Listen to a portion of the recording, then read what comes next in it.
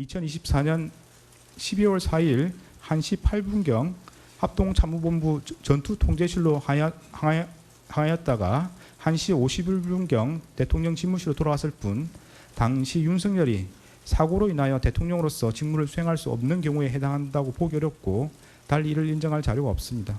따라서 피고인이 윤석열의 직무를 대행하여 국무회의를 소집하고 주재할 수 있었다고 보기 어렵습니다. 설령 피고인이 윤석열의 직무를 대행하여 국무회의를 소집하고 주재할 수 있었던 상황이라고 하더라도 다음과 같은 사정을 고려하면 피고인이 비상계엄 해제를 위한 국무회의 심의를 지연하였다거나 피고인의 그러한 고의가 있었다고 평가하기 어렵습니다. 국회법 98조 1항은 국회에서 의결된 의안은 의장이 정부에 이송한다라고 규정하고 있으므로 국회에서 비상계엄 해제 요구안이 의결된 경우 국회의장이 정부에 이를 이송하여야 합니다. 피고인은 국회의장 우원식이 2024년 12월 4일 2시 1분경 대통령실과 국방부에 비상계엄 해제 요구 통지를 송부했다는 취지로 발표한 직후 대통령 비서실장 전진석으로부터 국무위원들을 소집해달라는 취지의 전화를 받았고 그로부터 몇 분 지나지 않아 방기선을 통해 국무위원들을 대통령실로 소집하였습니다. 피고인은 같은 날 2시 28분경 대통령실에 도착해 윤석열에게 비상계엄 해제를 위한 국무회의 개의를 건의하였고 윤석열의 승낙을 받아 국무회의를 주재할 권한을 위임받았습니다. 피고인이 소집한 국무위원들은 2시 35분경부터 순차로 대통령실에 도착하였고 4시경까지도 국무회의 의사종족수가 부족하여 국무위원들을 더 기다려야 하는 상황이었습니다. 피고인은 비상계엄 해제를 위한 국무회의 의사종족수가 채워지기를 기다리는 동안 방기선을 통해 비상계엄 해제 의안을 만들고 의안 번호를 확인하는 등 국무회의를 개의하기 위한 절차를 밟았고 의사종족수가 채워지자 지체 없이 국무회의를 주재하여 비상계엄 해제안을 심의하였습니다. 이러한 사정을 고려하면 피고인이 국회에서 비상계엄 해제 요구안이 의결된 후 약 1시간가량 국회의장의 의안 이송을 기다려 방기선으로부터 국무위원들에게 국무회의 소집을 통보하게 한 것을 두고 비상계엄 해제를 위한 국무회의 심의를 지연시켰다고 평가하기 어렵습니다. 이처럼 공소사실에는 기재되어 있으나 내란 중요임무 종사로 인정되지 않는 부분은 이와 일제관계 있는 범죄 사실을 앞서 본 바와 같이 내란 중요임무 종사죄 유죄로 인정하므로 따로 주문해서 무죄로 선고하지 않습니다. 더 나아가 피고인에게 국헌을 문란하게 할 목적과 내란 중요임무 종사의 고의가 있는지 여부에 대해서 살펴보겠습니다. 피고인에게 국헌을 문란하게 할 목적과 윤석열이 그러한 목적으로 포고령을 발령하고 군병력과 경찰 공무원 등 다수인을 집합하여 폭동을 일으키는 사실에 대한 인식과 의혹이 있었다고 인정할 수 있습니다.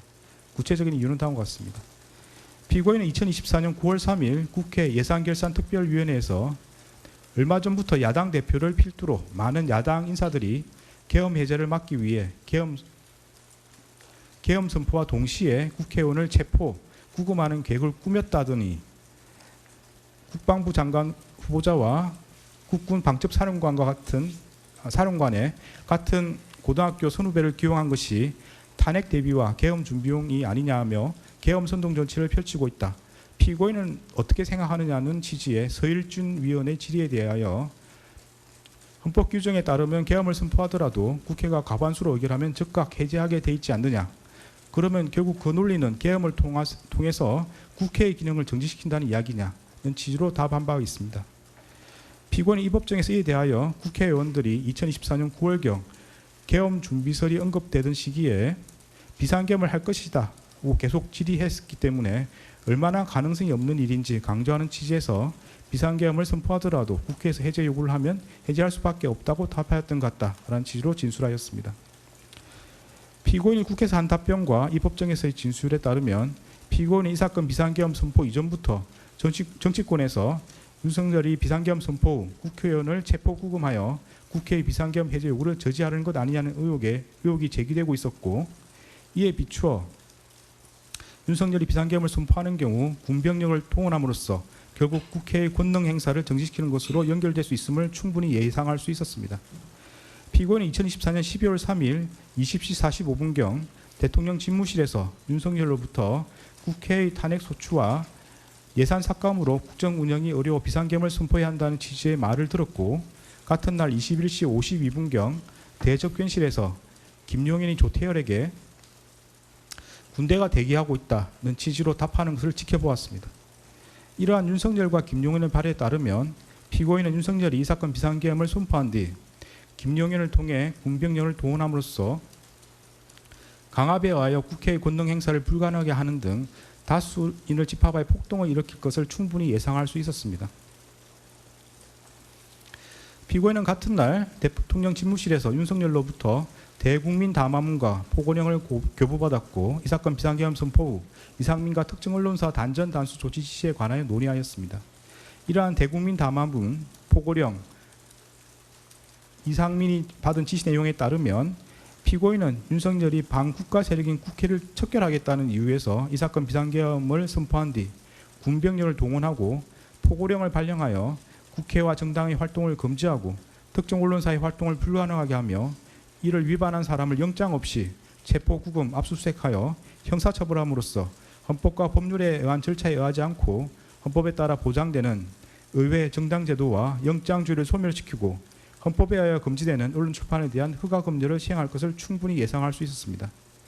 이러한 사유로 피고인에게 국헌을 문란하게 할 목적과 내란 중요 임무 종사의 고의가 있다고 인정됩니다. 다른 혐의들에 대해서 보겠습니다.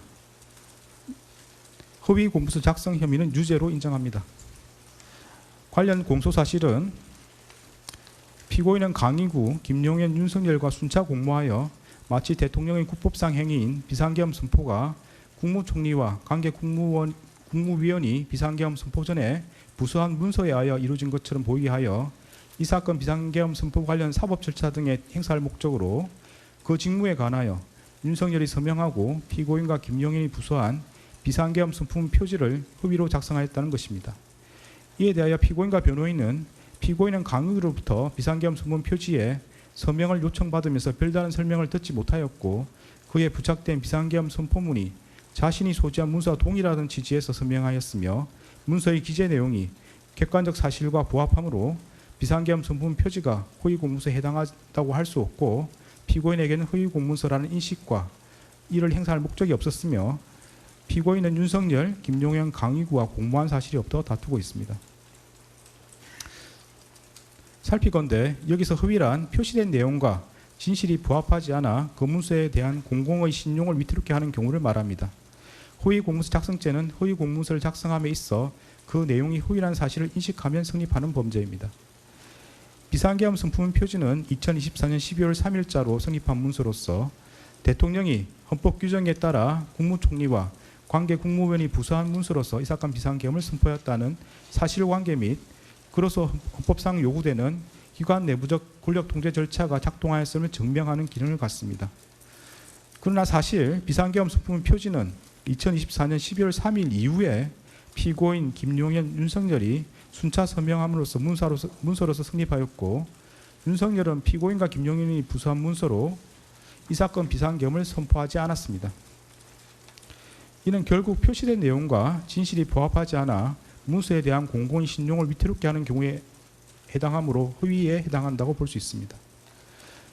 피고인의 진술에 따르더라도 피고인은 강의구로부터 비상계엄 선포문 표지를 받아 자신의 서명란 외에 대통령과 국방부 장관의 서명란이 있는 것을 보았고 작성일이 2024년 12월 3일로 소급되어 기재해 있는 것을 알고 있었습니다. 강의구는 피고인으로부터 피고인에게 부서라는 요건을 갖춰야 한다. 윤석열의 서명을 받아야 하고 피고인과 김용현의 서명도 필요하다는 취지로 설명하며 서명을 요구하였고 피고인은 작성일을 소급한 문서를 작성하는 것에 대해 이의를 제기하지 않았습니다. 그 후에 피고인은 강의구에게 나중에 작성된 게 알려지면 괜한 논란이 될 수 있겠다. 문서가 없더라도 국무회의 실체는 있지 않느냐고 말하며 폐기를 요구하였습니다. 이러한 사정을 고려하면 피고인은 강의구가 헌법에 따른 문서주의와 국무총리 및 관계 국무위원의 부서란 절차 요건을 갖추어 이 사건 비상계엄을 선포되었음을 증명하려는 허위의 문서를 작성하기 위해 비상계엄 선포문 표지에 서명을 요구한다는 것을 알고 있었고 자신이 국무총리 서명날 서명한 후 윤석열과 김용현이 각각 그들의 직위에 해당하는 서명란에 서명하리라는 것 또한 충분히 예상할 수 있었습니다. 나아가 피고인은 강의구 등이 추후 그러한 목적으로 비상계엄 선품 표지를 사용함으로써 작성일을 소급한 문서를 후위로 작성한 것이 알려지면 논란이 되리라는 것도 인식하고 있었습니다.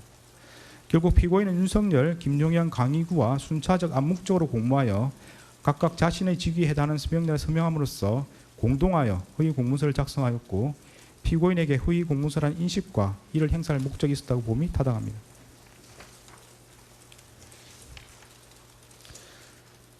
허위 작성 공문서 행사 혐의는 무죄입니다. 관련 공소사실은 피고인은 윤석열, 강의구, 김용현과 공모하여 허위로 작성한 공문서인 윤석열이 서명하고 피고인과 김용현이 부서한 비상계엄 선품 표지를 건물 옆 대통령 비서실 부속실에 보관하는 방법으로 행사하였다는 것입니다. 그런데 문서의 행사란 위조된 문서를 진정한 문서인 것처럼 그 문서의 효용 방법에 따라 이를 사용하는 것을 말합니다. 강의구는 피고인, 김용현, 윤석열로부터 차례로 서명을 받은 비상계엄 선품 표지를 관련 절차에 따라 문서관리대장에 철하는 등으로 비치한 것이 아니라 자신의 사무실 서랍에 보관한 것으로 보입니다. 특별검사가 제출한 증거만으로는 강의구가 비상계엄 선품 표지를 그 효용 방법에 따라 사용했다고 보기 어렵고 달리 이를 인정할 증거가 없습니다. 이 부분 공소사실은 범죄 사실의 증명이 없는 때에 해당하므로 형사소송법 325조 9단에 따라 무죄를 선고합니다. 대통령 기록물 관리에 관한 법률 위반, 공용서류 손상 혐의는 유죄로 인정이 됩니다. 관련 공소사실은 피고인은 2024년 12월 8일 강의구에게 전하여 사후에 문서를 만들었다는 것이 알려지면 또 다른 논쟁을 낳을 수 있으니 내가 서명한 것을 없었던 것으로 하자는 취지로 말하면서 허위로 작성된 윤석열이 서명하고 피고인과 김용현이 부수한 비상계엄 선품 표지를 폐기해 줄 것을 요청하였고 윤석열은 2024년 12월 10일 서울 용산구 소재 대통령 관저에서 강의구로부터 위와 같은 피고인의 말을 보고받고 강의구에게 총리의 뜻이 그렇다면 그렇게 하라는 취지로 말하여 그 문서를 폐기할 것을 승인하였으며 이에 강의구는 그 무렵 위와 같은 피고인의 요청과 윤석열의 승인을 받아 대통령 비서실 부속실에 보관하고 있던 그 문서를 새 단계에 넣어 파쇄하는 방법으로 폐기함으로써 피고인은 강의구 윤석열과 순차 공모하여 무단으로 대통령 기록물인 비상계엄 선품 표지를 손상함과 동시에 공무소인 대통령실에서 사용하는 서류인 같은 문서를 손상하였다는 겁니다. 이에 대하여 피고인과 변호인은 피고인은 자신이 서명한 비상계엄 선품 표지에 추후 윤석열이 서명할 것임을 알지 못하였고 이를 예상할 수도 없었으며 피고인은 그 문서가 추후 김용현과 윤석열의 서명을 거쳐 완성된다는 것도 알지 못하였고 피고인은 강의구에게 자신이 서명한 부분 폐기를 요청하였을 뿐 문서 전체를 파쇄를 요구하지 않았으므로 피고인에게 그 문서가 대통령 기록물 또는 공용서류하거나 이를 폐기 또는 손상한다는 고의가 없었다고 다투고 있습니다. 먼저 비상계엄 선품 표지는 대통령 기록물 및 공용서류에 해당한다고 인정됩니다. 구체적인 이유는 다음과 같습니다. 대통령이 비상계엄을 선포하려는 경우 문서로서 하여야 하고 그 문서에는 국무총리와 관계 국무위원인 국방부 장관이 부서하여야 합니다. 비상계엄 선품 표지는 대통령의 직무수행인 비상계엄 선포와 관련한 기록물에 해당하고 국무총리와 관계 국무위원이 부서하고 대통령이 서명함으로써 대통령의 국법상 행위에 대한 문서주의 원칙을 실현하는 기능을 합니다. 이러한 사정을 고려하면 비상계엄 선품 표지에 피고인과 김용현이 부서하고 윤석열이 서명하는 것은 결재권자의 결재에 해당하므로 이로써 공문서로 성립하고 그에 따라 대통령 기록물로 생산되었다고 할 수 있습니다. 이와 같이 비상계엄 선품 표지가 공문서로 성립되어 대통령 기록물로 생산되었고 대통령실에서 사용할 목적으로 보관되어 있었던 이상 정식 절차를 밟아 접수 편철되었는지 등과 관계없이 공무소에서 사용하는 서류에 해당한다고 봄이 타당합니다. 다음으로 피고인에게 비상계엄 선품 표지가 대통령 기록물 및 공용서류에 해당한다는 사실과 이를 손상한다는 인식이 있었다고 인정됩니다. 구체적인 내용은 다음과 같습니다. 피고인은 자신이 국무총리 서명란에 서명한 후 윤석열과 김용현이 각각 그들 지위에 해당하는 서명란에 서명함으로써 비상계엄 선품 표지가 대통령 기록물이자 공용서류로 성립하려는 사정을 충분히 예상할 수 있었습니다. 피고인은 강유 등이 추후 비상계엄 선품 표지를 사용하려는 것을 인식하면서 그로 인해 발생한 논란을 우려하여 그 문서 폐기를 요구하기도 하였습니다. 피고인은 자신이 서명한 부분을 특정하지 않은 채 비상계엄 선포문 표지의 폐기를 요구하였고, 달리 피고인이 강의구에게 대통령 기록물법 등 관련 법령에 따른 절차를 거쳐 폐기할 것을 요구하였다고 볼 자료도 없습니다. 위정 혐의는 모두 유죄로 인정됩니다. 위정 공소 사실에 대하여 피고인과 변호인은 2024년 12월 3일 대통령실에서 특별한 문건을 받은 사실이 없고, 김용현이 이상민에게 문건을 건네주는 것을 보지 못했으며 헌법재판소에서 기억하는 바에 따라 진술하였으므로 위정이 아니라고 다투고 있습니다. 먼저 피고인이 헌법재판소에서 대통령실에서 특별한 문건을 받은 사실이 없다는 취지로 증언한 것은 기억에 반한 진술이라고 인정이 됩니다. 구체적인 이유는 다음과 같습니다. 피고인은 2024년 12월 3일 대통령 집무실에서 대국민 담화문, 포고령과 비상계엄 관련 지시사항 문건을 교부받았고, 그중 비상계엄 관련 지시사항 문건은 상위 안주머니에, 나머지는 하위 뒷주머니에 넣고 대접견실을 떠났습니다.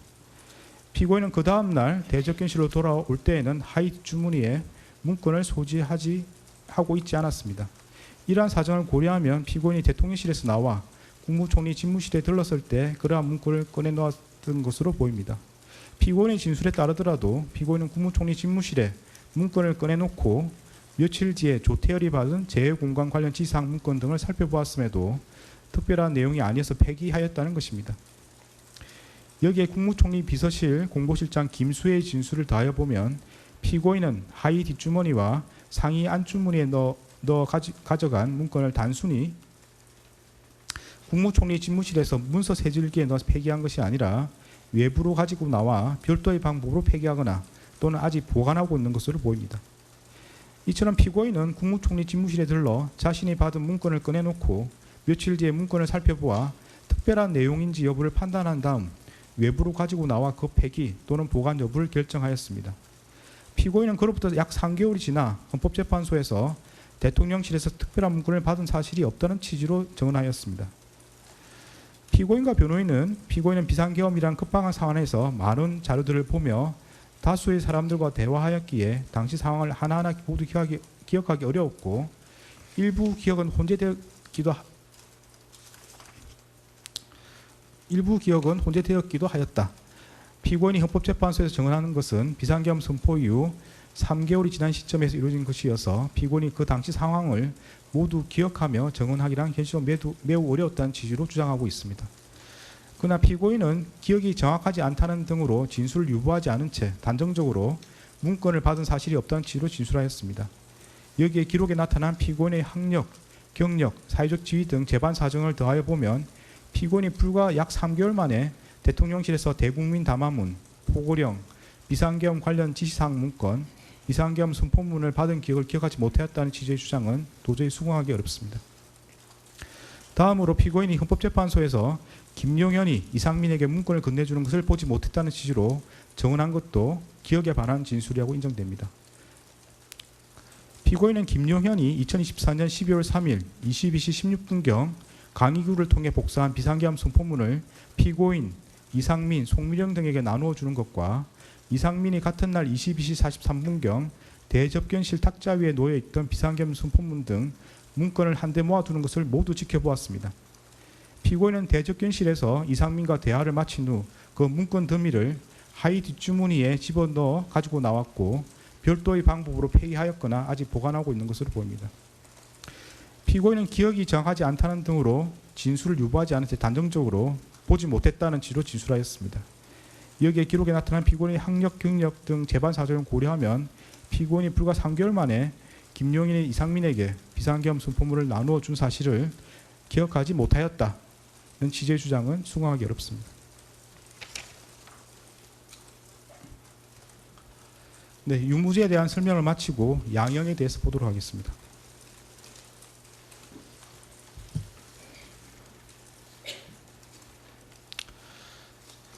대법원 양형 기준과 관련하여 내란 중요임무 종사죄와 대통령 기록물 관리에 관한 법률 위반죄에 대하여는 양형 기준이 설정되어 있지 않고 양형 기준이 설정된 범죄와 그렇지 않은 범죄 사이의 경합범에 관하여는 그 하한만을 양형 기준이 설정된 범죄의 양형 기준상 형량 범위 하한에 따르도록 되어 있습니다.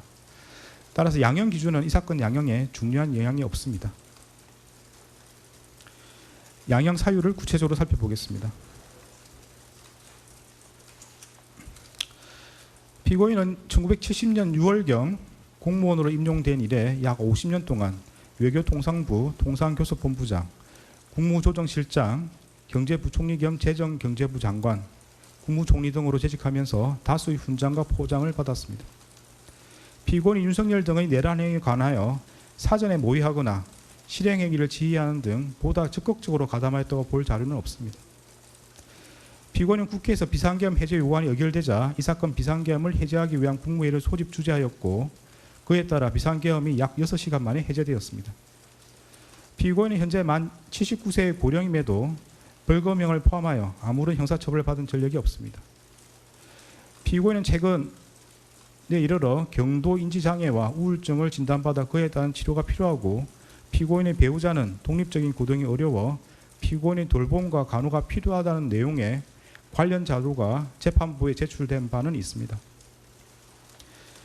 그러나 이러한 사정이 있더라도 다음과 같은 점을 고려하면 피고인에게 엄한 처벌을 하는 것이 타당하다고 보입니다. 윤석열이 2024년 12월 3일 비상계엄을 선포하고 이에 근거하여 헌법에 따라 보장되는 의회, 정당 제도 등을 부인하는 내용의 위헌위법한 포고령을 발령하며 군 병력과 경찰 공무원을 동원하여 국회 중앙선관위 등을 점거, 출입 통제하거나 압수수색한 행위는 앞서 본 바와 같이 형법 87조에서 정하는 내란 행위에 해당합니다. 이러한 12.3 내란은 국민이 선출한 권력자인 윤석열 전 대통령과 그 추정 세력에 의한 것으로서 성격상 위로부터의 내란에 해당하는데 이러한 형태의 내란은 이른바 친위 구테타라고도 불립니다. 세계사적으로 살펴보면 이러한 친위 구테타는 많은 경우 성공하여 권력자는 독재자가 되었고 국민의 생명과 재산과 같은 기본권은 본질적으로 침해되었으며 국가의 경제와 외교는 심각한 타격을 받았고 독재자의 권력이 약해지는 시기가 되면 내전과 같은 전쟁이나 정치투쟁으로 국가와 사회 전반이 회복하기 어려운 혼란에 빠지는 사례를 많이 볼 수 있습니다. 12.3 내란은 이러한 위로부터의 내란에 해당되는 점에서 그 위험성의 정도가 아래로부터의 내란과 비교할 수 없습니다. 왜냐하면 무엇보다도 국민이 선출한 권력자가 헌법과 법률을 경시하고 이를 위반하는 내란 행위를 함으로써 국민이 가진 민주주의와 법치주의에 대한 신전 자체를 뿌리채 흔들기 때문입니다. 현재 우리 주위에는 민주적 기본 질서에 대한 중대한 침해가 있거나 이를 파괴하려는 시도가 있고 이미 유효한 구제수단이 남아있지 않는 그러한 극단적인 상황에서나 논의되는 저항권을 평상시에 아무렇지도 않게 주장하는 사람들, 헌법과 법률에 정한 바 없어 위헌위법한 주장에 불과한 계몽적 계엄, 잠정적 계엄, 경고성 계엄을 당연하듯 주장하는 사람들, 지난 2025년 1월 19일 발생한 서울 서부지방법 폭동사건과 같이 자신의 정치적인 입장을 위해서는 헌법과 법률을 쉽사리 위반할 수 있고 그 과정에서 다른 사람이 피해를 줄 수 있는 상황이 당연하다고 생각하는 사람들, 민주주의의 근본이 되는 선거제도를 정당한 근거 없이 부정하는 사람들이 있습니다. 12.3 내란은 이와 같이 잘못된 주장이나 생각을 양산하거나 그 상태를 더욱 심각하게 만들었습니다. 이러한 점에서 아래로부터의 내란에 해당하는 기존 내란 사건에 관한 대법원 판결들은 위로부터의 내란에 가담한 피고인에 대한 형을 정함에 있어 기준으로 삼을 수 없습니다. 그리고 기존 내란 사건이 발생하였던 시기와 12.3 내란이 발생한 시기에 대한민국의 국제적인 위상은 비교할 수 없을 정도로 차이가 납니다.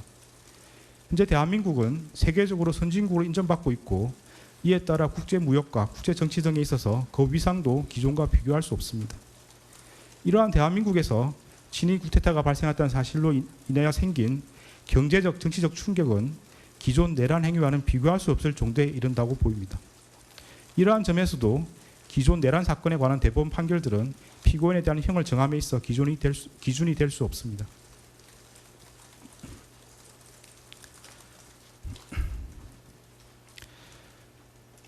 (12.3) 내란 과정에서 사망자가 발생하지 않았고 내란 행위 자체는 몇 시간 만에 종료되긴 하였습니다. 그러나 이는 무엇보다도 무장한 계엄군의 맨몸으로 맞서 국회를 지킨 국민의 용기에 의한 것입니다.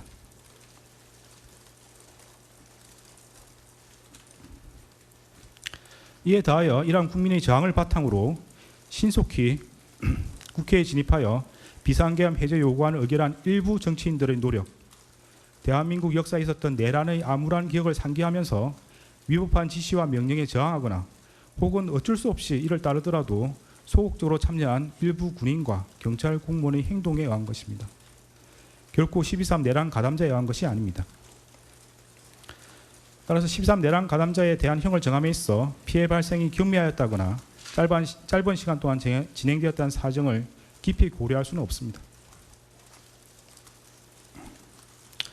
일단 국헌을 물랑하게 할 목적의 폭동이 발생하면 이로 인하여 막대한 인명과 재산상 피해, 사회적 혼란이 초래될 것은 분명하고 혹시라도 내란이 성공하여 국민적 합의로 성립한 현재의 헌법 질서가 폭력에 의하여 무너지게 되면 이를 원래대로 회복하는 것은 대단히 어려운 일이 될 것입니다.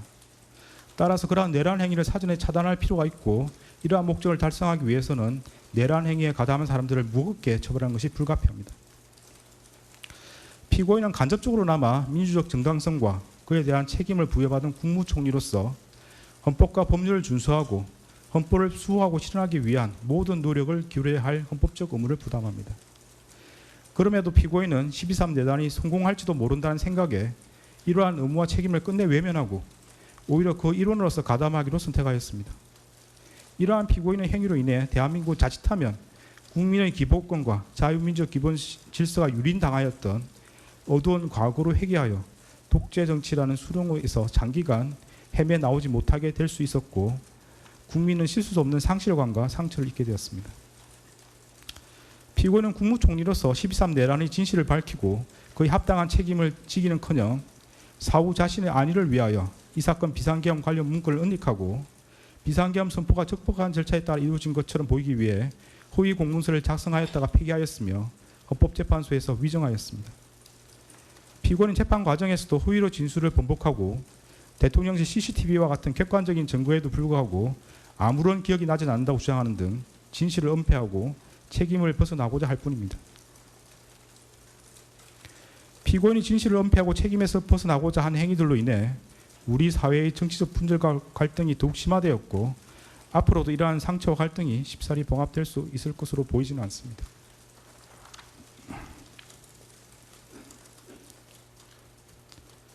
피고인은 제2회 공판기일에서 12.3 내란에 관하여 여러 가지 법적인 검토가 필요하여 공개적으로 제지하지 못했다는 취지로만 진술하였다가 이 법원의 요구에 따라 내란 중요임무 종사 공소사실이 택일조로 추가되고 대통령실 CCTV 영상 재생 및 정인신문 등 증거조사를 거쳐 자신의 범죄 사실이 탄로나 형사처벌의 기로에 서자 마지못해 최후 진술에 이르렀어야 국민이 겪은 고통과 혼란에 대해 가슴 깊이 죄송스럽게 생각한다는 취지로 진술하였지만 그 사과의 진정성을 인정하기 어렵습니다.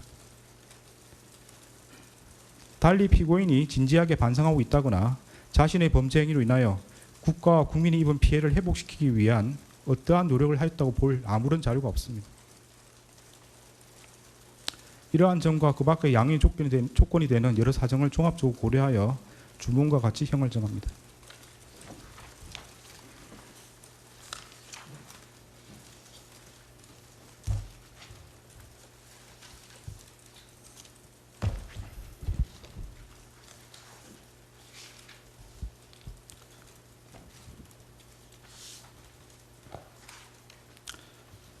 주문. 피고인을 징역 23년에 처한다. 이 사건 공소 사실 중 허위 작성 공문서 행사의 점은 무죄. 판결에 불만이 있으면 일주일 이내에 항소장을 제출해서 다툴 수 있습니다. 항소하는 경우는 서울고등법원에서 재판이 진행됩니다. 무죄 부분이 있습니다. 관련해서 안대문을 제공하고 주문의 무죄로 표시된 부분에 대해서는 관보나 신문 등에 이를 기재할 수 있습니다. 그런 절차를 원합니까?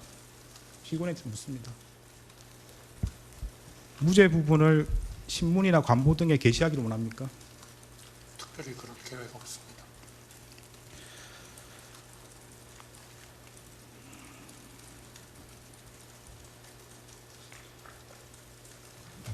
네, 관련 규정에 따라서 보상 안내물을 교부합니다.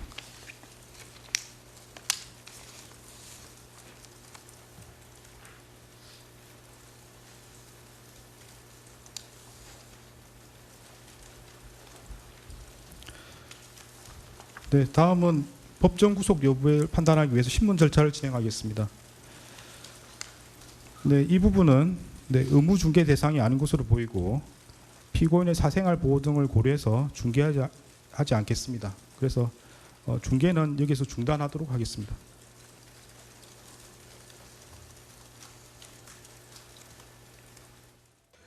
자, 지금까지 한덕수 전 총리의 내란 가담, 방조 혐의에 대한 1심 선고 결과를 전해드렸습니다. 법원은 한 전 총리에게 징역 23년을 선고했습니다. 자세한 소식은 잠시 후 이야기 더해서 전해드리겠습니다. 뉴스특보 마칩니다. 고맙습니다.